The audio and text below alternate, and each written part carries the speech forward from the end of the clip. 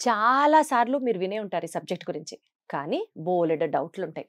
అదే నిత్య పూజా విధానం ఎలా చేయాలి? నిత్య దీపారాధన ఎలా చేయాలి? ఎన్ని ఒత్తులతో దీపారాధన చేయాలి? ఆ ఒత్తుల్ని అంటే ఆ దీపాన్ని స్వామి వైపుకు చూపించాలా? మన వైపుకు చూపించుకోవాలా? దీపం పెట్టే ముందు ఆ గదిని శుభ్రం చేయాలా? లేకపోతే బూజులు అవి దులుపుకోవాలంటే శుక్రవారాలు అడ్డొస్తాయా? స్త్రీ దీపం పెట్టవచ్చా? లేకపోతే ఆ ఇంటి యజమాని పురుషుడు మాత్రమే దీపం పెట్టాలా? అసలు ఇలాంటి సమస్యలు, ఇలాంటి డౌట్లు ఎన్నున్నాయంటే మాట్లాడే కొద్దీ ఆ లిస్ట్ చాంతాడంతా పెరుగుతూనే ఉంటుంది. మరి ఇవాల్టి మన డివోషనల్ సిరీస్‌తో దీనికి సంబంధించి మనకి కాస్త జ్ఞానం అందించడానికి మనతో పాటున్నారు. శ్రీ వైష్ణవ సిద్ధాంత ప్రవర్తకురాలు పద్మజ రామానుజదాస్ గారు మనతో ఉన్నారు. పద్మజ గారు నమస్తే. నమస్తే అండి. చాలా కాంప్లికేట్ చేసేసాను కదా నిత్య పూజా విధానం. మనం పోయినసారే చెప్పుకున్నాం, స్వామిని మనసు నిండా భక్తితో పూజిస్తే ఆయన తప్పకుండా వింటాడు, అంతేగాని మనం దాన్ని మొత్తం గందరగోళం చేయక్కర్లేదు అని. కానీ నా మటుకు అమ్మ, దీపం పెడితే అదొక తెలియని సాటిస్ఫాక్షన్, అదొక తెలియని సంతోషం. ఈ రోజు నేను పూజ బాగా చేసుకున్నాను అన్న ఒక సంతృప్తి. కానీ చాలా మంది చెప్పగా విన్నాను, ఇంట్లో యజమాని మాత్రమే పెట్టాలి, ఆడవాళ్ళు పెడితే అంత ఫలితం ఉండకపోవచ్చు అని. సో దీని గురించి కాస్త మాట్లాడదాము, ఇంకాస్త ఇన్ఫర్మేషన్ తెలుసుకుందాము అనుకుని మీతో ఇవాళ మాట్లాడుతున్నాను. నిత్య పూజా విధానం ఎలా చెయ్యాలి, దీపారాధనకి సంబంధించి అంటారు కదా డూస్ అండ్ డోంట్స్ అంటారు కదా, వాటి గురించి కాస్త చెప్పండి. తిరువారాధన లేదా దీపారాధన లేదా పూజా విధానం ఏదైనప్పటికీ మగవారు చేయటం సర్వశ్రేష్టకరం. మగవారు చేస్తే మనకు ఒక సామెత కూడా ఉంటుంది, మగవారు చేసింది ఆడవారి కంటే వారి భార్యకి సగం వస్తుంది, మనం చేస్తే ఆడవారు వారిది వారికే ఉంటుంది. అయితే పుణ్యపాపాల గురించి పక్కకు పెడితే మగవారు చేయటం అనేది ఒక పద్ధతిగా చెప్తారు పెద్దలు. అనాచారం మనకి అనూచారంగా వస్తున్నటువంటి సంప్రదాయం ఏమిటంటే మగవారు చేయాలి, ఆడవారు ఆ తిరువారాధన అంటే ఆ పూజకు సంబంధించినటువంటివన్నీ కూడా సమకూర్చటం ఆడవారి యొక్క పని. మగవారికి కుదరనప్పుడు ఆడవారు చేయవచ్చు, అట్లా చెప్తారు. శ్రేష్టమైతే మగవారు చేయటమే. అలాగే దీపారాధన ఎలా చేయాలి మనం ముందే అనుకున్నాం గతంలోనే. నిండు మనసుతో భక్తితో స్వామి మీద విశ్వాసంతో చేయాలి. ఆ స్వామి చెప్పాడు గీతాచార్యుడుగా భగవద్గీతలో, పత్రం పుష్పం ఫలం తోయం అంటూ. అంటే ఏది సమర్పించినా భక్తితో సమర్పించాలి. అంత పత్రం సమర్పించినా, పుష్పం సమర్పించినా, ఏది సమర్పించినా. అలాగే మనం చేసేటువంటి పూజ విధానం కూడా ఏది చేసినా నిండు భక్తితో చేసినప్పుడు దోషం ఉండదు. అక్కడ కూర్చుని బాడీ ప్రెసెంట్ మైండ్ యాబ్సెంట్ అన్నట్లుగా ఏదో చేసామనుకోండి, షోడశ ఉపచారాల పేరు మీదుగా అనంతమైన అపచారాలే చేస్తూ ఉంటాం. అయ్యయ్యో, అంటే షోడశ ఉపచారాలు 16 ఉపచారాలు చేయాలంటారు ఆరాధనలో ప్రతినిత్యం. దాని పేరు మీదుగా మనం అనంతమైన అపచారాలు, లెక్కలేనన్ని అపచారాలు చేస్తూ ఉంటాం. అయితే భక్తి పరంగా చేసే దానిలో దోషం ఎంచడు స్వామి. అంటే మనం అక్కడ కూర్చొని ఇప్పుడు ఫర్ ఎగ్జాంపుల్ స్వామికి అర్ఘ్యం సమర్పయామి, పాద్యం సమర్పయామి, శుద్ధ ఆచమనీయం సమర్పయామి. అర్ఘ్యం అంటే ఏమిటి? స్వామి మన ఇంటికి వేంచేశారు, అలాంటి స్వామికి చేతులు కడుక్కోవడానికి మంచినీళ్ళు ఇస్తున్నాం, తీర్థం ఇస్తున్నాం. అర్ఘ్యం. పాద్యం అంటే కాళ్ళు కడుక్కోవడానికి తీర్థం ఇస్తున్నాం. అలాగే ఆచమనం అంటే ఆ స్వామి స్వీకరించడానికి. ఇలా మనం భక్తి భావంతో ఆ చేసే దాని మీద మనసు లగ్నం చేసి చేస్తూ ఉంటే, ఆహా స్వామి మా ఇంటికి వేంచేసావా, కాళ్ళు కడుక్కుంటున్నావు, ఇది నిజమేనా, నువ్వు ఇక్కడ వేంచేస్తున్నావా, నీకు ఆరాధన నేను సమర్పిస్తున్నానా అని మమేకమైపోయి దానిలో లీనమైపోయి, ఒకవేళ మీరు దీపారాధనకి మర్చిపోయి ముందుగా అగరబత్తి వెలిగించి అలా కుడి ఎడమైతే తప్పులేదు. అలా కాకుండా ఇక్కడ కూర్చొని ఇది పూజ అంతా చేసుకుంటూ, పనమ్మాయి వచ్చిందా ఏమండి పొయ్యి మీద పాలు పొంగుతున్నాయేమో చూడండి, ఇలా గనక మనం చేసామనుకోండి అది దోషమే. ఆ స్వామే స్వయంగా మన ఇంటికి ఏం చేశారో, పరాత్పరుడు ఆ శ్రీమన్నారాయణుడు అందరి చేత ఆరాధనలు అందుకునే పరమాత్మ ఈ దాసుని చేత ఆరాధనలు అందుకోవడానికి మన ఇంటికి వేంచేశారే అంటూ అలా తెలియని ఒక ఆనందంలో మమైకమైపోయి మనం ఏదన్నా ఒకటి అలా తప్పు చేసినా పట్టించుకోవడం. సెకండ్ సిచ్యుయేషన్ ఇందా చెప్పాను. కాబట్టి ఎప్పుడైనా సరే ఆ భక్తి భావనతో చేయాలి, ఏది చేసినా తన అర్థం తెలుసుకొని చేయాలి. విశేషించి ఇక దీపాల విషయానికి వస్తే ఎలా చేయాలి ఏమిటి అన్నారు. దీపారాధన 2 దీపాలు పెట్టడం ప్రశస్తం, విశేషం. ఒక దీపం కన్నా 2 దీపాలు ఉండాలి. ఆ 2 దీపాలు కూడా స్వామి వైపు వెలుగుతూ ఉండాలి. అలాగే శ్రీ వైష్ణవ సంప్రదాయం ప్రకారం అయితే 2 ఒత్తులు వేసి రెండింటిని కలిపి వెలిగిస్తాం. అంటే 2 కలిపి ఒక ఒత్తుగా అంటే కలపటం అంటే ట్విస్టింగ్ గా కాదు, రెండింటిని ఒక దగ్గరికి చేర్చి వెలిగిస్తాం. భగవంతునికి నిత్యం మనం పూజ చేసేటప్పుడు 2 దీపాలు వెలిగించవలసి ఉంటుంది దీపారాధనలో. ఈ 2 దీపాలలో కూడా ఒక్కొక్క దీపంలో 2 ఒత్తులు ఒక దగ్గరగా చేర్చి వెలిగించాలి. ఎందుకు 2 ఒత్తులు ఒక దగ్గరగా చేర్చటం అంటే, మన శరీరాన్ని, బుద్ధిని ఏకం చేసి బాడీ ప్రెజెంట్ మైండ్ యాబ్సెంట్ అన్నట్లు కాకుండా రెండిటిని ఏకం చేసి ఏకాగ్రతతో స్వామి పట్ల పూర్తి భక్తితో మనం పూజ చేస్తున్నాం అనటానికి సూచనగా 2 ఒత్తులను కలిపి ఒకటిగా చేర్చి ఒక దీపం, అలాగే మరొక దీపం 2 వైపులా 2 దీపాలు పెట్టి దీపారాధన చేయవలసి ఉంటుంది. ఇటువైపు కానీ కూడా ఆ రెండిటి నుంచి వచ్చే అగ్ని ఒకటే ఒకటే జ్యోతి ఒకటే ఉంటుంది. జ్యోతి అలా వెలుగుతూ ఉంటుంది. అలా ఎందుకు అంటే ఈ ఆత్మ పరమాత్మ ఈ రెండు కూడా వేరువేరుగా కనిపిస్తాయి. విశిష్టాద్వైతం అంటే ఏంటో తెలుసుకోవాలి ముందుగా. ఉమ్, విశిష్ట అద్వైతం ఆత్మ వేరు పరమాత్మ పరమాత్మ వేరు. వేరు. అయితే ఆత్మ పరమాత్మతో కలిసి ఎప్పుడూ కూడా అచేతనం కూడా ఉంటుంది. ఉదాహరణకి మీకు అర్థం కావడానికి చెప్తా. ఇదేంటి చెప్పండి? బొటన్ వేలు. బొటన వేలు. దీంట్లో ఓన్లీ బొటన వేలే ఉందా? ఇంకా ఏముంటాయి లోపల? పైన చర్మం ఉంది, ఉమ్, దాని కింద మజిల్స్ ఉంటాయి, సన్నని నరాలు, ఆ లోపల ఎముక ఉంటుంది, ఉమ్, రక్తం ఉంటుంది. ఉమ్. ఏది చూపించరే? విడగవిడిగది లోపల ఉన్నాయి. ఇంకేంలా చూపించాలంటే కోసుకోవాల్సిందే ఇంకా. కదా, కానీ లేవని చెప్పడానికి లేదు, లేదు, ఎప్పుడూ కలిసే ఉంటాయి. కలిసే ఉంటాయి. అలాగే శరీరం ఉంది, ఈ శరీరం లోపల ఆత్మ ఉంది, ఆ ఆత్మ లోపల అంతర్యామిగా పరమాత్మ ఉన్నాడు.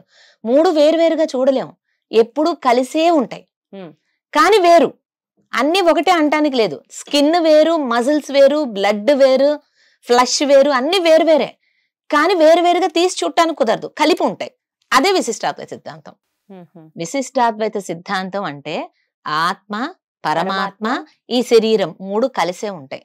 ఉమ్, దానికి సూచనగానే ఆ మనలో ఉండేటువంటి అహంకార మమకారాలను పోగొట్టమని ఆ స్వామిని ప్రార్థన చేస్తూ 2 ఒత్తులు వేసి ఆ రెండింటిని కలిపి వెలిగించి ఆ స్వామికి ఇటువైపు ఒకటి అటువైపు ఒకటి 2 దీపాలు పెట్టి మనం స్వామికి ఆరాధన చేయాలి. ఉమ్, ఉమ్. అసలు మనం పూజ ప్రారంభమే దీపారాధనతో ప్రారంభం చేస్తాం. అగ్ని ఆరాధన కదా. పూజ దేంతో స్టార్ట్ చేస్తాం? దీపారాధన. అగ్నితో ఆరాధన. అంటే ప్రధానంగా మనం ఫస్ట్ చేసే ఆరాధన అగ్నిదేవునికి, అగ్ని సంస్కారం, దీపాన్ని ఆరాధన చేయటం అంటే ఆ మహాలక్ష్మిని ఆరాధన చేయటమే. ఉమ్. మనకి సంపదనిచ్చేది అమ్మవారే కదా. అమ్మవారే. అంటే దీపారాధన చేయటం ద్వారా లక్ష్మీ ఆరాధన అనే చెప్పవచ్చు. ఓకే. అలా ఉమ్. అలా దీపారాధన 2 పెట్టి చేయాలి. 2 వైపులా 2 ఒత్తులు వేసి రెండింటిని కలిపి 3 చేస్తారు. ఒత్తులు వేసి దీపారాధన చేయాలి అని విన్నాను, అదెక్కడ? 3 ఒత్తులు సంప్రదాయం చెప్పదు, 2 ఒత్తులు శివుడు, వేయాలి. బ్రహ్మ, ఉమ్. విష్ణు ఆ. ముగ్గురికి 3 ఒత్తులు వేసి దీపారాధన చేయాలి అని అదంతా కూడా ఇక మన యొక్క భావన. మీరు అలా భావన చేసి వేయాలన్నా వేయొచ్చు. ఉమ్. అహంకార మమకారాలు పోగొట్టడానికంటూ 2 ఒత్తులు. ఏదైనా భావన భక్తి ప్రధానం. శ్రీ వైష్ణవ సంప్రదాయం ప్రకారంగా అయితే 2 ఒత్తులు వేసి అలా మనం 2 దీపాలు పెట్టి ఆరాధన చేయాలి. ఉమ్. ఇది మొదటగా ఆరాధన చేసే తీరు. అలాగే చక్కగా పరిశుభ్రంగా స్నానం చేసి బ్రాహ్మీ ముహూర్తంలో గనక మనం ఆరాధన కూర్చున్నా ఉంటే డిస్టర్బెన్సెస్ ఉండవు. మెయిన్ గా ఇప్పుడు చూడండి, తెల్లవారింది అంటేనే ఈ టెన్షన్స్ అన్ని వస్తాయి. కానీ అసలు పడుకునేదే 12కో 2కో కదా. అది కూడా తప్పే కదా మరి. డేట్ మారందే ఈ రోజుల్లో ఎవ్వరు పడుకోవట్లేదు. ఆ పడుకొని ఒక గంటన్నర అయ్యేసరికి బ్రహ్మీ ముహూర్తం స్టార్ట్ అయిపోతుంది కదా. అయిపోతుంది. కానీ కొంత అలవాట్లు మార్చుకోవాలి. ఉదయాన్నే చూడండి, పిల్లలు ఎవరినైనా మీరు గమనించారండి, తెల్లవారుజామున లేచి చదువుకున్నది ఎక్కువ గుర్తుంటుంది. ఉమ్. వీళ్ళు నైట్ అవుట్స్ పేరు మీదుగా రాత్రి మొత్తం చదివింది ఒక ఎత్తు అయితే, తెల్లవారుజామున 4-5 గంటల మధ్యలో లేచి కూర్చొని చదివితే అది ఎక్కువగా జ్ఞాపకం ఉంటుంది. ఉమ్. ఎప్పుడైనా ఎర్లీ మార్నింగ్ ఎందుచేతనంటే మనం పడుకున్నప్పుడు శరీరంలో ఉన్నటువంటి ఇంద్రియాలన్నీ కూడా విశ్రాంతి తీసుకుంటాయి. కంప్లీట్ గా బాడీ అంతా స్లీపింగ్ మూడ్. అంటే ఏమిటి? ప్రశాంతంగా ఆ హాయినిస్తుంది శరీరం. అప్పటి వరకు పని చేసి రకరకాల టెన్షన్స్. చిన్నపిల్లవాడిని కదిలిస్తే ఇవాళ ఎవరికైనా టెన్షన్సే. సీత కష్టాలు సీతవి, పీత కష్టాలు పీతవి అన్నట్లుగా ప్రతి ఒక్కరికి టెన్షన్స్. పడుకొని లేచాము అంటే ఒక రకమైన ప్రశాంతత ఉంటుంది. ఆ ప్రశాంతమైన చిత్తంతో మనం ఏది ఆలోచించినా అది చక్కగా సత్ఫలితాలను ఇస్తుంది.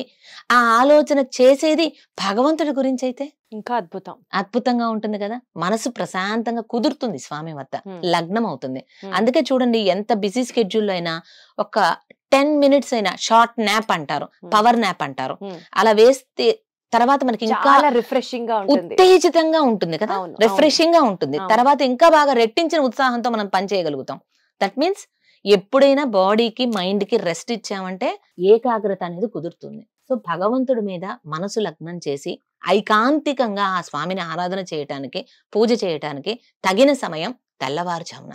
ఆ సమయంలో మనం గనక ఆరాధన చేసినట్లయితే మన మనసు ఎంత లగ్నం చేస్తే, మనం ఒక్కడు గుర్తుపెట్టుకోండి దీప్తి గారు, మనం ఒక అడుగు వేస్తే స్వామి వైపు, ఆయన 100 అడుగులు వేస్తాడు మన వైపు.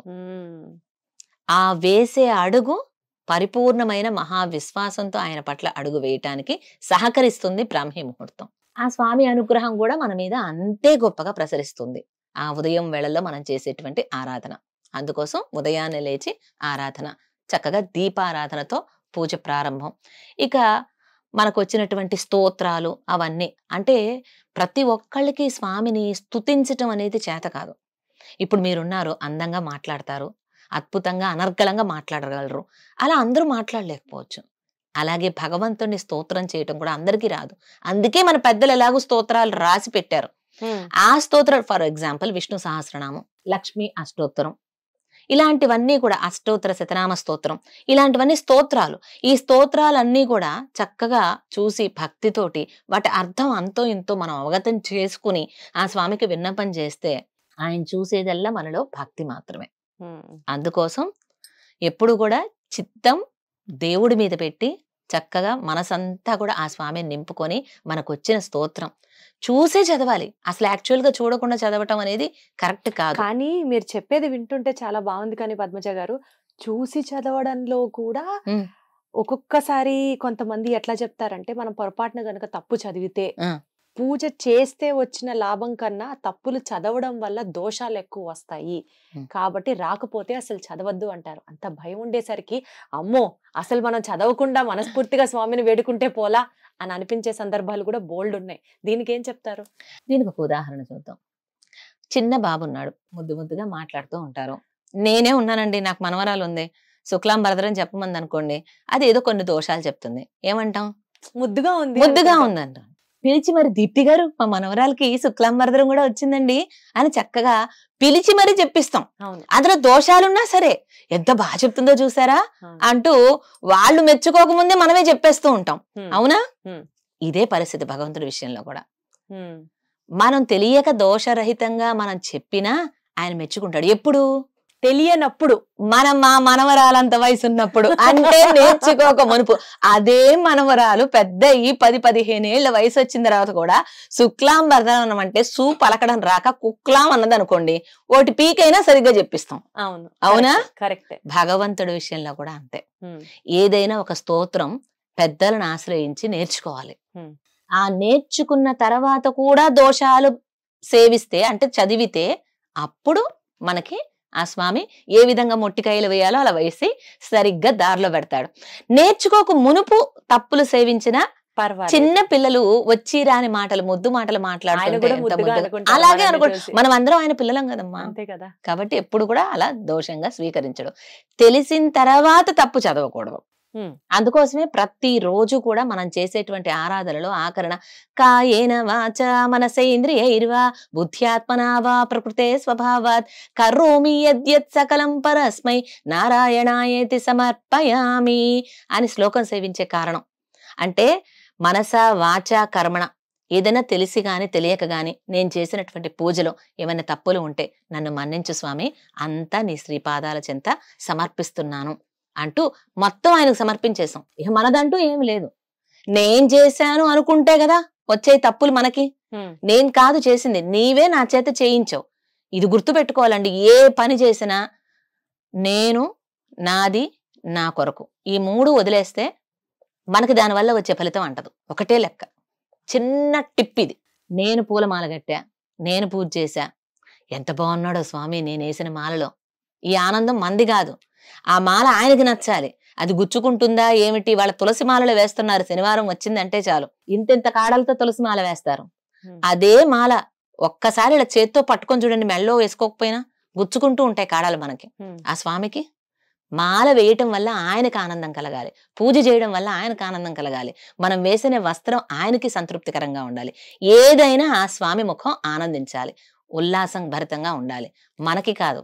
కాబట్టి నేను చేస్తున్నాను, దీనివల్ల వచ్చేటువంటి ఫలితం నాది, దీనివల్ల వచ్చే ఆనందం నాది, ఈ మూడింటిని వదిలిపెట్టాలి. నేను, నాది, నా కొరకు. ఇవి వదిలిపెట్టి ఎప్పుడైతే చేస్తామో అంటే ఆ స్వామియే ఈ శరీరం చేత చేయిస్తున్నాడు అనుకున్నప్పుడు దీనిలో దోషాలు ఏమి రావు. ఆయనే చేయిస్తున్నాడని మనం అనుకున్నప్పటికీ ఎంత కాకపోయినా ఈ లోకంలో ఉన్నాం కాబట్టి ఇక్కడ 3 గుణాలు ఉంటాయండి. ఎంత కాదన్నా సత్వ, రజో, తమో గుణాలు. ఈ గుణాల్లో సత్వగుణం మంచిది, రజోగుణం మనలో కోపం తెప్పిస్తుంది, తామస గుణం కూర్చోగానే ఆవులను తొలుస్తూ ఉంటాయి పూజ దగ్గర. అవునా? అక్కడ డన్లప్ పరుపు లేకపోయినా, చక్కని ఒక ఫెసిలిటీ లేకపోయినా, రాత్రిపూట పడుకున్నా కూడా నిద్ర రాదు. కానీ పెద్దలు ఎవరైనా ఏదైనా ప్రవచనం చెప్తున్నారంటే నిద్ర వస్తుంది. సరైన ఆనుడు లేకపోయినా, కూర్చోవడానికి ఏమీ లేకపోయినా. ఇది అందుకోసం ఆ విధంగా మనం ఎప్పుడైనా సరే భక్తితో చేయాలి. అయితే ఈ 3 గుణాలు మనల్ని ప్రభావితం చేసి ఏదైనా తప్పులు చేయడానికి అవకాశం ఉంటుంది. కాబట్టి కాయేన వాచ మనసేంద్రియ ప్రార్థన అని క్షమా ప్రార్థన చేయాలి కదా. పూజ లాస్ట్ కి చేయాలి. ఎప్పుడైనా ఆఖరికి క్షమా ప్రార్థన చేసి అంతా ఆ స్వామికి సర్వం శ్రీకృష్ణార్పణమస్తు అనాలి. అందుకనే అంటే మొత్తం ఆయనకు వెళ్ళిపోతుంది. దోషాలు తెలియక మనం ఏమైనా జరగండొచ్చుగా మన వల్ల, అందుకోసం క్షమా ప్రార్థన మొత్తం ఆయనకు సమర్పించేసాం. ఇక మనకేమీ అంటదు. ఇది ఈ యొక్క భావనతో ఎప్పుడు మనం చేయాలి పూజ.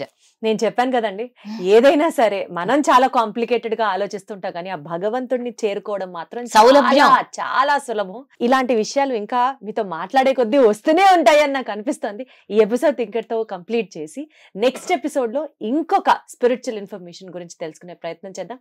ధన్యవాదాలు పద్మజ గారు. తప్పకుండా అండి.